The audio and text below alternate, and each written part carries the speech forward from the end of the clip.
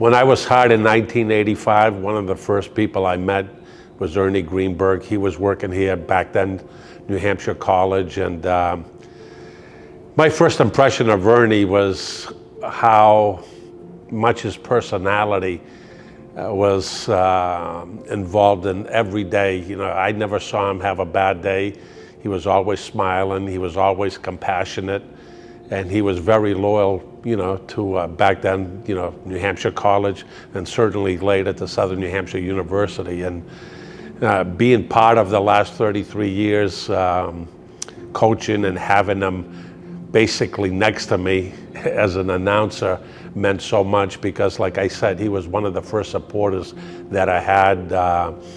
He was a joy, you know. Every time he announced the lineup, I would look down at him. When he would finish, he would look over, and we would each have a smile. And I missed him the last 4 years when I was not part of it. He was such a good, gentle soul. He got along so well with our players. I noticed that immediately, and that was always appreciated. You know, back when I played in the early '90s. I remember he called our game when we played up at New Hampshire College at the time, and that was always a fond memory. I remember him calling that game. So pretty interesting that way, but unfortunately I did not have the opportunity to spend as much time, but he definitely, every time you talk to somebody, they talked about how great of a guy he was, and how much he meant to the school and to the basketball program, and certainly he will be missed. Ernie Greenberg meant a lot to our institution. I mean, he was an icon in athletics. He was a man that every time you came to a basketball game, you know, you'd always see him sitting at the table. But he was just, his voice, his passion, his excitement for the teams, especially our team. I mean, he was always such a gentleman, always sending notes before the season. I'd get an email every year from him wishing us good luck.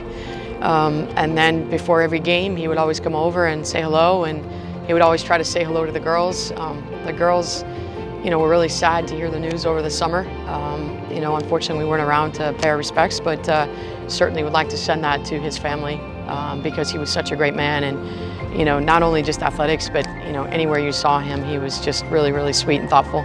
Knowing that he's not here anymore is, one, we have the glass microphone over at the table, but even when we stand for the national anthem, and as good as our new announcers are, it's just different. And not hearing his voice before games in the beginning was really, really hard, and he is missed.